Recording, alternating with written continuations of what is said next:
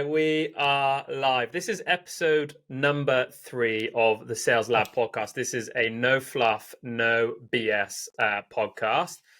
And before I even let you introduce yourself, Jesse, I just want to take a moment to say, I am personally pumped for this one, and I'll tell everyone why. It is all your fault. Well, it's your fault I got fired.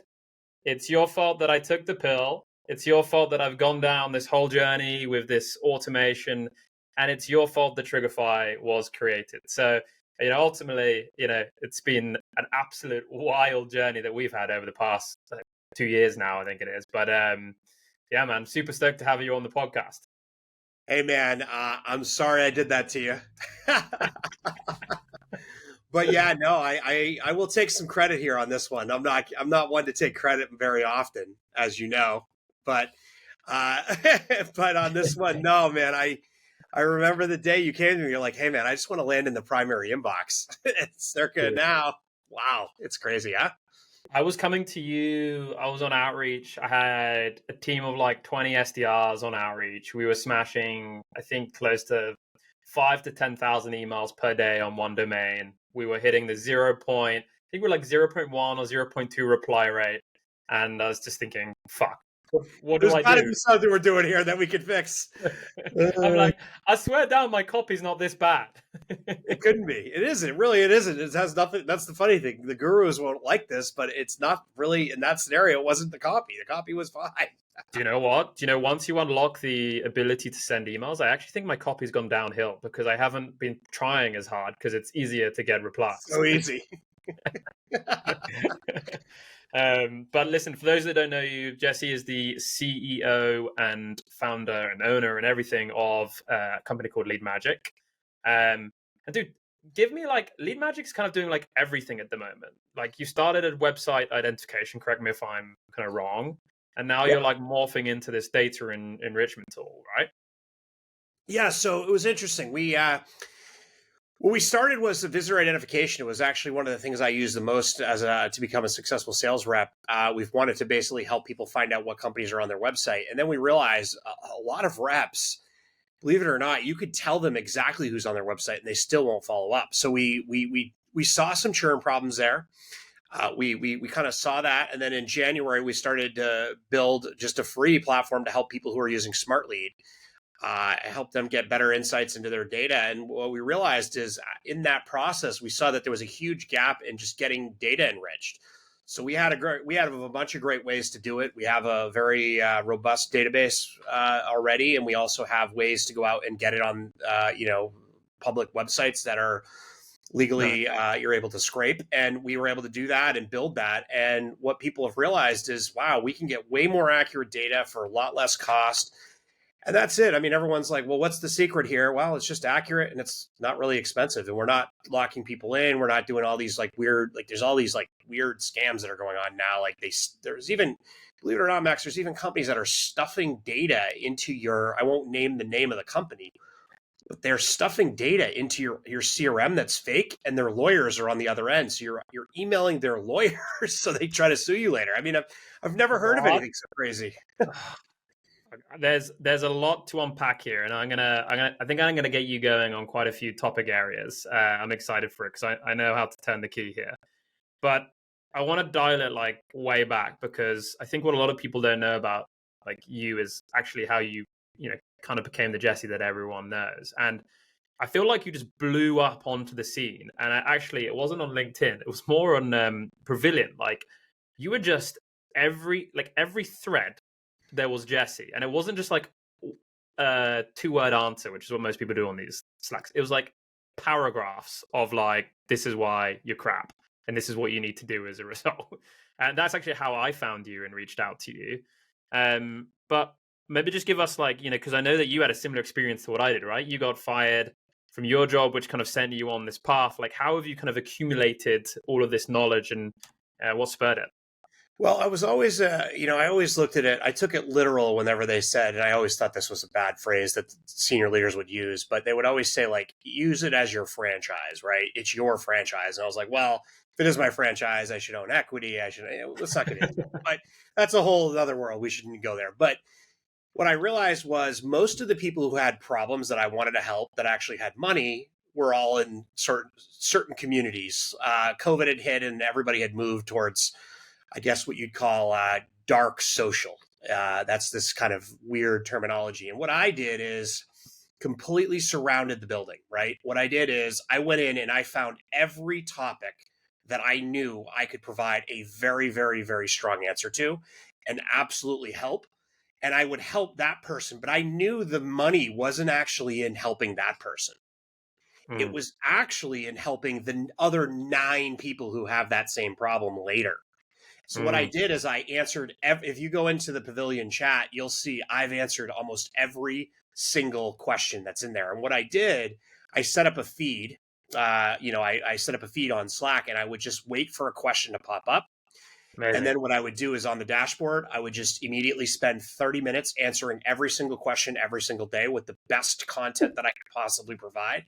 And I would just do that. And then that right there secured my future. So that basically gave me an unlimited lead queue of Pavilion people, of, new companies, people just raising money, fractional, like it doesn't even matter. There's so much inbound coming in. I didn't have to do anything else. And, the funny thing is my expertise is in outbound. So it's funny when you become really good at outbound and you talk about it, you become an inbound machine. So, it's Yeah. just one of those things in life that is a little weird. Yeah. Yeah. Okay. Awesome. So data leasing. Let's go there. You're in the data world now. What are your thoughts now being a data provider? Like, are you going to do that? Now, I don't know. I haven't reviewed anybody's contracts, and I want to make sure I'm not saying this specifically. I know companies change their policies all the time, and I'm not saying any sort of about any specific company. However, what I do know is there are companies out there that will essentially charge you so they have something that they really don't even own, right? It's sort of the public internet, public domain, which is how all of us are getting the data. And what they do is they will put something in their contract that allows them to take the data out of your CRM later. Now you're like, haha, try enforcing that one. Well, they They can. do. They do. They will. And I'm not saying, I don't know if, quite frankly, I still don't know who does this. I just know there are vendors that are doing this. And we all know, well, a lot of people know who these people might be. But if they do this, the way that they get you is you'll go to send an email. The second you hit that inbox, that lawyer on the other end gets that email. And what they do is they will actually start filing paperwork against you. And these are emails that have been planted in your system. So you've purchased their data. Now they're giving you bunk data, I guess is the best word. I can't think of a better word. They're giving you these like kind of filler email addresses. And Right. if you email one of these, the joke's on you, stupid, because what they're going to do is they're going to start litigation against you. Now, of course, they're smart. They're not going to make the terms of the actual release. They're going to make sure that you can't talk about it, Mm. which is why it's not out there very much, right? Now, the people who come to me are usually crying when they hear about this, and they usually find me some way, probably through one of these great answers that I provide in one of these communities. But what they've done is they've essentially turned their lawyers into quota carrying reps. Mm. And this is something that I think is just so vile of a practice. I still don't know how they get up in the morning and they do this to people, because you have these hardworking RevOps people, these people who are just, they're overworked and underpaid. And by the way, I thought about RevOps as a career, but I didn't think it paid very well. So that's why I didn't take the career path, Yeah. when I was looking at careers. But anyways, I guess the net of it is you email one of these lawyers and they are now lawyered up. They've got not only a renewals rep who's probably coming at you for another renewal, they've also got a lawyer who's coming at your legal team. So now you've got 2 fights against you. You're going to fight a sales rep for a price, and you're going to fight a lawyer for not getting sued because you're using their data still, which you were, by the way, you did legally tell them you would remove it. So they should do this. This is part of the contract. The problem is the word's out a little bit now. So a lot of people have realized you can get this clause taken out. I've seen some chatter about it. I know there's a couple of there was a woman, I forget her name, I think it was Karen or something like that. She made a post about it, and she was upset about it, and they actually took care of it. And it looks like they're doing the right thing on some of these companies. I don't know which companies are doing it. I know there are some out there, but they're protecting their IP, as you'd say. But come on, I mean, I don't know, an email address, like I could validate an email address. That seems like a stretch. I don't know. Yeah. You'll have to tell me, Max. Maybe I'm old fashioned here. I don't know. Nah, it's kind of like the iTunes like thing. Do you remember when it's like you buy a song off iTunes, you don't actually own it. You're basically just renting it. And I remember there was like that one guy who had like 50 million songs, and I think he sadly passed away. And the guy who inherited the songs was trying to get it, and iTunes wouldn't give it to him. Or Apple wouldn't give it to him. Brutal. Like, He just wants to listen to 50 million. I wish I had time to listen to music. Man. I wish I had time as well. So you are like always on, like your finger is always on the pulse, right, of pretty much everything. Let's talk about RJA, right? Revenue generating activities. What are you seeing right now that you've got to be doing? What is it? Take for me right now. What I'm starting to see is there's this group of people, and most of them have had very successful careers, and they're talking about this concept of revenue generating activities. Okay. And, I probably will not be like, there's a lot of gurus who won't like me for this. I'm probably going at the wrong area here, but I still feel it's right. I think a lot of reps are way too focused on RGAs. And what I mean by that is they might not actually be good at the RGAs, right? So I think there's a new kind of school where you really need to learn a lot more about automation, AI, and some of these things. And I think what's happening is you'll hear the senior guru, sort of chief revenue officer, you got to get in there. You got to they always say, you got to build your franchise. You got to do these RGAs, pipeline Tuesdays or whatever. And this group of people, they could not be more extinct. I mean, these are these are walking dinosaurs right now. Yeah. And I know they're not going to like this. They're going to listen to this a couple times to see if they're implicated in this. But what I think you need to do as a sales rep today is you need to start learning more about automation, learning more about AI, and figuring out, hey, how is my role going to change? Do I need to build my own company? Because here's the thing, when people say salespeople are extinct, I would disagree. What's going to happen is you're going to start to see salespeople are actually the most talented people in every company most of the time. The ones who are producing, the ones who know how to acquire business. And if they're decent at product development, or they can kind of design products or think about how products should be shaped, those are going to be the people that are in the highest demand. It doesn't mean they're going to be salespeople. A lot of them are going to be entrepreneurs, and they are actually going to own their own franchise. And I think there's a new, and I've seen this in the SYC, which is a private group. If you could find it, good luck. But in the SYC, we've got a lot of salespeople who are coming in, and they're building these like product-centric companies, and they're realizing, oh my gosh, I could become a SaaS founder someday. And I think you're paving the way, a VP of sales. Now you're a SaaS founder, right? You could build a SaaS product pretty quickly. I mean, let's be real. Yeah, true. And I think that's like quite an interesting segue. Like what we look at 2024 right now. I'm an SDR, I'm an AE. Hell, maybe I'm even a VP. Like, what do I need to be doing? Like, what are the core fundamentals that I have to have in place to be good at my job, to be successful with outbound? Right now, it's you're going to have to figure out a way to automate some tasks. What you got to find are tasks that work. So if you're not out there being a social media influencer, and by the way, I don't think everybody should be. I think in a lot of ways it's sort of a waste of time. I say that, and I also have the influencer status on LinkedIn. But you're a top voice, right? Yeah, a top voice. The blue check or whatever. Yeah. There's other people who have that that don't have a ton of respect for either. But the bottom line is, I think today what you really need to know how to do is you need to break up the channels, right? You're not going to use SMS. You're going to use email, phone, and LinkedIn. Those are going to be your channels, right, for B2B. And what you're going to need to do is you're going to need to know how to make posts that kind of go inside the groups that you're or the people that you're targeting. And what I would try to do is actually try to get your marketing team to fund your posts.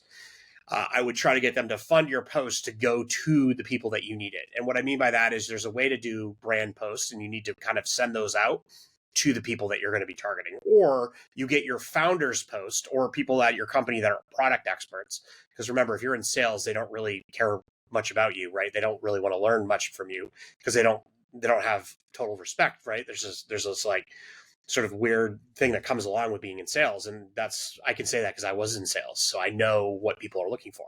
So you have your product experts, but what you want to do is you want to run them towards your customers. Then you want to go outbound at the same time. And you want to go outbound with systems that get delivered.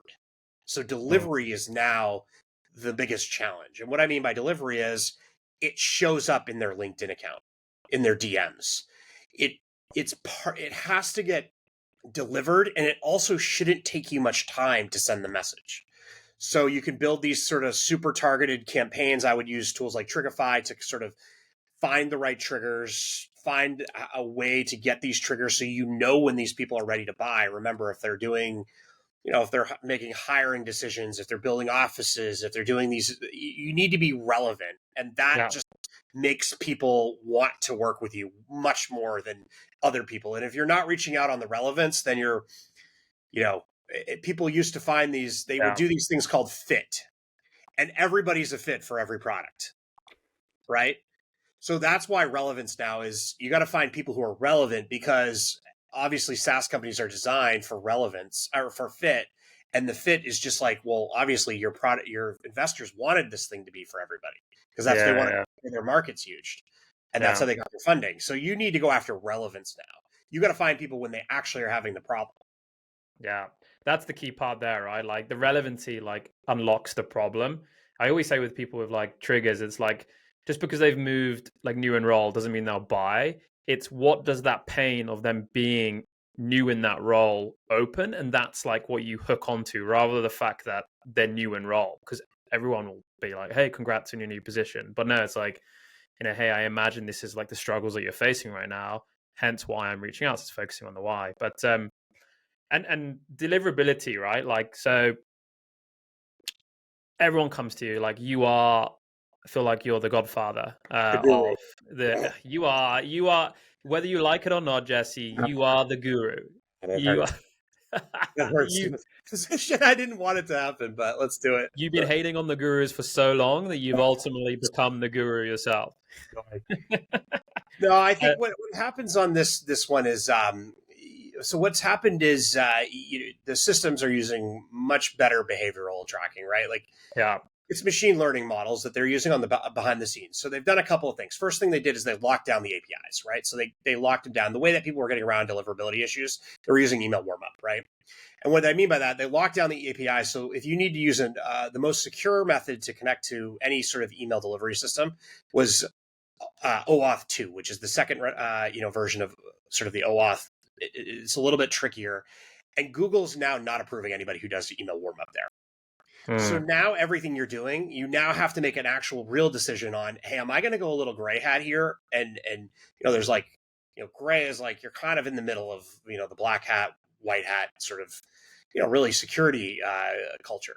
And when you're going gray hat, you now are going to be taking a little bit more risk. So this is where I say, start hiring people who have actually done this before and have an understanding of, I would not put this on your own organizational Gmail system, right? This is not something that should be in your company's repertoire. And I think this is where a lot of people are going wrong. They're like, oh, I'm going to go spin up, Smart Leader instantly, and I'm going to go send 1 billion emails with my company's org and everything else. That's probably not a great idea either. I think you got to start with a different org, and then you're going to go work with Google under that organization, and you're going to abide by the rules that way, right? You never want to violate the terms and services of any of these platforms. And you got to send like a human, right? If you're logging in with one browser across 15 Google accounts, they're going to fingerprint your browser and they're going to know right away. These are the things that people are doing right now that are hurting them a lot, right? So they figure out, okay, I can go send more emails now that I've used Smart Leader instantly. I mean, SalesLoft and Outreach, they essentially gave up on their customers, in my opinion. They've given up on their customers for delivery. Yeah, I agree. So now I don't think I can't imagine anybody's using them for email anymore. No, that's why they put so much cash in, or at least I think anyway, into the whole revenue enablement, reporting side of things. They're purchasing the companies to display that. But And SalesLoft, to be specific, I mean, SalesLoft is actually hurting their customers by their documentation. I think it's a leadership issue. Actually, I think their leaders, for some reason, think that they still can send 250 emails, and they're telling their customers to do it. Outreach seems to be a little bit more conservative, telling people not to send as many emails. They're sending out like good. SalesLoft is a little late on these things. I don't know what's going on there. I would love to talk to a SalesLoft. You can't find a single person at SalesLoft talking about email delivery, which is the only topic that really should exist right now. Sending email. Yeah. I mean, well, hey, if anyone from SalesLoft is listening to this, I would love a little live between you and Jesse. That would be good fun. But if let's say I'm an SDR, an AE, or whomever, Jesse, and let's dumb this all the way down. And my leaders aren't listening to me. I work for SalesLoft, let's say. And I'm like, hey, I'm getting 0.1% reply rate happening. We all know, a chap called Julian was getting this in the SYC. If you can find it, you'll see.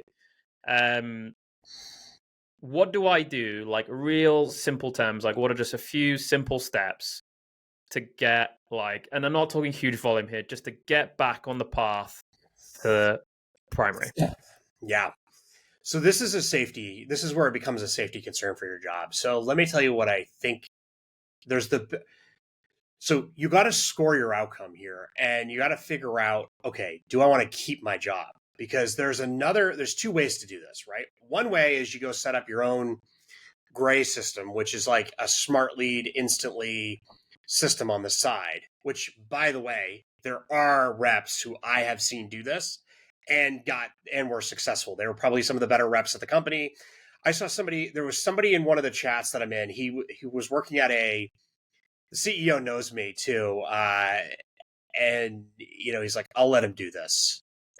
But he set up his own, I think he was on, it was Instantly, I think. And or it might've been Smartly, I can't remember, but he set it up and he was able to get this thing through, and he was running it himself. Now that's that's the guy you want to hire right away. And I don't think he works at that company anymore, but he set it up himself and did it on the side, and he kind of made friends with IT. I mean, this is what a salesperson's job now could look like. And he was able to get himself delivered. Now, if you're on one of the kind of loft systems, or the old way to do it, right, where you only have one domain, you're lofting emails. And I'm not talking about SalesLoft. I'm talking about loft in general. I'm talking about sending these emails at this like bulk send strategy out of one domain, because they shut down the domain. The second, I would stop sending emails and I would ignore all internal advice to send emails to customers, because you're actually just hurting them. Now, this is where I had a challenge. My challenge was on the signature. There was a signature. This was the end of my career. This ended my career, and it's like a career-ending, WWE match here, right? But the way I ended my career in SaaS was there was an email signature, and I did not want to take it off, or I wanted to keep it off. Now, these guys, this company had figured out a way to hard code it into your Gmail. So it was creating another issue. It created a lot of issues at the company. They didn't realize it, and I exposed it. And I said, listen, this is creating these issues. There's a reason I don't have my signature on. I was a couple months into the job. The CEO came after me, and he gave me the best gift of my life. He put me on unemployment, and then I'm building SaaS companies to the moon now. So it's really that took it. It was that catalyst that did it. And what the good thing is I actually helped the company quite a bit. Their engineering team was dealing with this. They couldn't figure it out. They didn't realize that the marketing team had bought one of these signature tools that rewrites the DKIM record. And there was all these other issues. And that company is still struggling. Of course, they've raised monumental amount of money. The only person who's going to get out is the founder, probably. And, he's not a great guy either. You could see his 19 posts on Twitter a day. But if you want to go read some real stuff, but it's just one of those things. Like, you really just don't want to have signatures. You don't want to have images. You don't want to do that. And the way you got to do it is you got to make sure you communicate, hey, here's what the impact is. The problem is, I don't think that really is a good use of your time to battle people internally. It's a regret I have. I wish I didn't. I always caution reps to do this. But why is there a battle though? Because I had this as well. Like, why is there this weird? I don't get it. Like, why is there this weird pushback? Ego. I think you're going to need to see a different generation come up. And Yeah. I think it's a generational thing. I think there's, and I'm not saying age, I'm saying generational, like how their mindset works, right? Like this would be the way to do it. Like you might have somebody who's, in their late 80s and they're thinking more like, they're younger, they're millennial or something like that, or like whatever. But like I'm saying, the mindset that if their mindset is like, hey, I want to go convert people on email and I want to make some money here. Okay, well, that's it. And then what they do a lot of the times to run these sort of companies is they have to put somebody in charge of the revenue team, right? The Yeah. sales. And that person in charge, if they're not a challenge up kind of group, they quote unquote pick and choose their battles and things like that. They're first of all, they're probably not going to be around very long because they're going to miss their number. That's number one. And then the ones who do challenge it sometimes get in even a worse spot. They're sometimes in a different spot. I mean, you know what I'm talking about. I do, And yeah. you can get thrown out of these companies quite easy. I actually think the chief revenue officer has the hardest job today. I mean, look, SDRs, you got a lot of time on your hands. You can hopefully, well, certain SDRs, but you should be able to figure it out. You got years to go, but some of these chief revenue officers have it harder than anybody because they're already in the lonely path, but there's no way to go up. Like they're not getting the looks to be the CEO. They're not getting the looks to be the COO anymore. A lot of the times they want an operator in that role. I mean, this is changing fast. And I think what you got to do is, if you're, what is Peter Thiel? Competition is for losers. Like, I think you got to stop competing, right? You got to, in some scenarios, you got to say this battle is not worth it, and you got to find something new, or you got to play the game until you have enough capital in your own life to kind of start venturing out. And maybe the job, you just got to work at the job 50% less if you're in this battle all day. And this is a hard spot, and I really feel for the people. I've helped a lot of people in this spot, and I think you know what I mean. It's a really tough situation. You get backed into a corner, really, and there's no way out unless you have these bits of information. And I feel like me and you are surrounded by the people that have this information, but actually, there's like 90% of the sales world do not know that, rules of thumb, send 30 emails per domain if you really want to be safe. Rotate your domains, set them up correctly, get them on a warm up, validate your emails. I never heard of validating until I met you. I didn't even realize it was a thing. I trusted like using Apollo or Cognism or Lusher. Like you do. Like if you don't know and they say valid email, who's to know any better, right? And the guidance on validation today is just so you can email valids all day. Those are going to work. Then you got to start to email. A lot of the times you got to add a little bit of risk, and you got to email some of these. Don't email the invalids ever, right? So you can just throw out the invalids, keep in the valids. Then you got to look at your catch-alls, and you got to determine, should I email these? Now, if you don't have enough emails, you're going to have to start emailing the catch-alls too, right? There's solutions there, and there's a lot. We won't go all into that, but that's really where you got to start to make your money is knowing who to email in the catch-alls. That's what we're helping companies do now. A lot more. We find little ways to figure out which catch-alls might be accurate.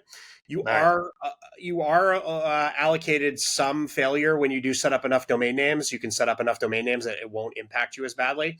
You just don't want to email the invalids, and you don't want to email, or you do want to email the valids. But after that process, the only process left is the catch-alls. And then you actually got to take some gambles, and the answers aren't always clear. I know what we do. We'll use like PeopleChip. We'll use a couple of other systems. We'll find if they have an email on a couple of other systems like Twitter.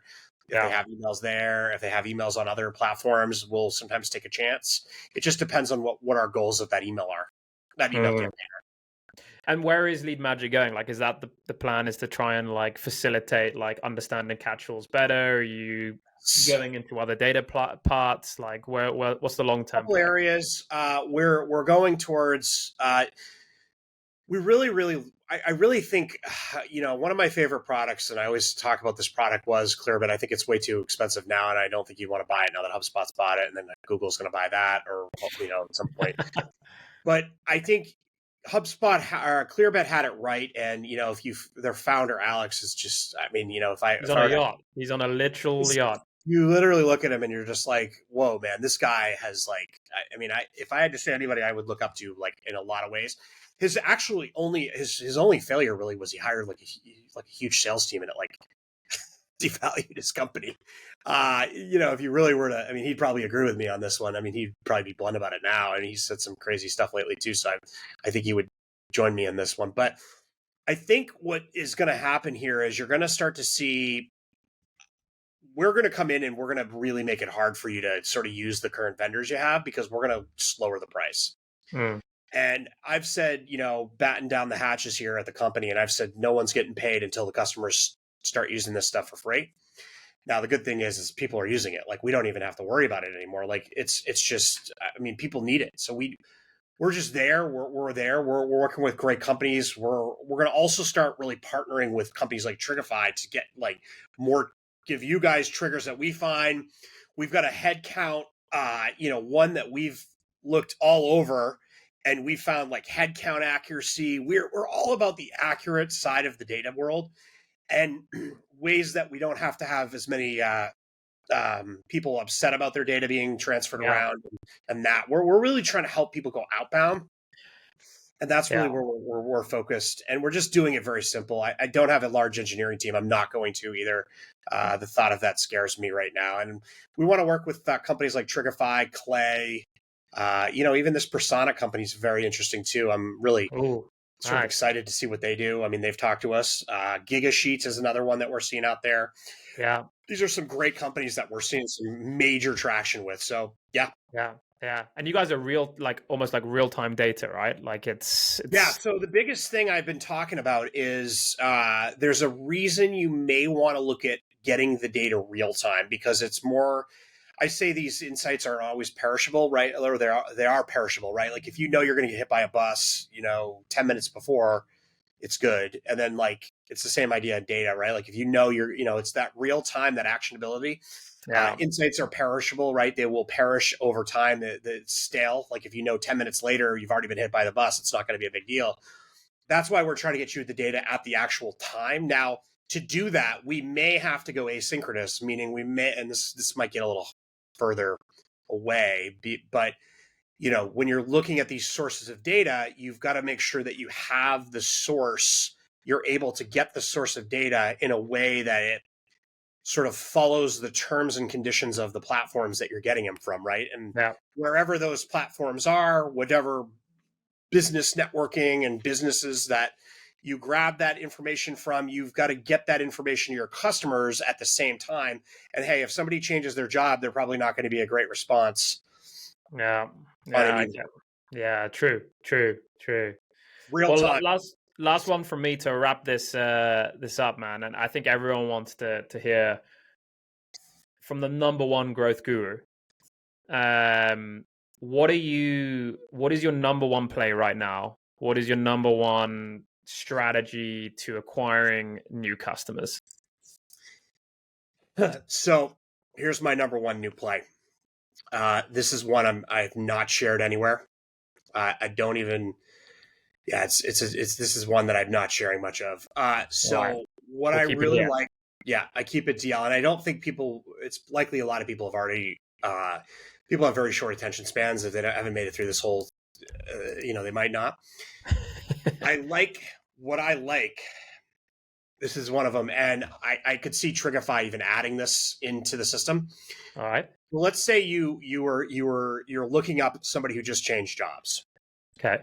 I think giving a little bit of insight to that person in a non-ask kind of first message, giving them a little insight into the people that they're working with,